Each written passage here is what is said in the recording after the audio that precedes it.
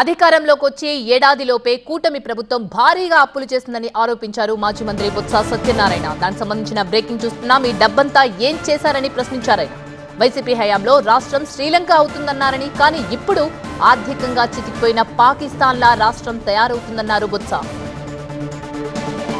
మనకు తెలుసు కదా బాసు, అప్పుడు వచ్చి చేస్తే అమ్మో సొమానియా అయిపోద్ది, శ్రీలంక అయిపోద్ది, బంగ్లాదేశ్ అయిపోద్ది.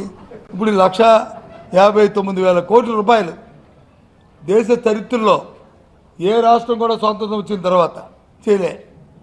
మేమున్నా సరే 5 సంవత్సరాల్లో వాళ్ళు ఇచ్చిన లెక్కల ప్రకారం, వాళ్ళు ఇచ్చిన రిపోర్టుల ప్రకారం సుమారు 4,30,000 కోట్ల రూపాయలు అయింది. ప్రజా సంక్షేమానికి ఇచ్చింది కాకుండా ఏ ఒక్క స్కీమ్ని కూడా నెరవేర్చకుండా ఏం చేశారు? ఈ డబ్బుని ఎవరు దోచుకుతున్నారు? అది ఏ గుత్తేదారు సంస్థలకు ఇచ్చారు, ఎవరికి ఇచ్చారు అని అడుగుతున్నాం. ఇప్పుడు అయిపోతుంది శ్రీలంక, ఇప్పుడైపోతుంది శ్రీలంక కాదు, పాకిస్తాన్ లాగా అయిపోతుంది ఆర్థిక పరంగా.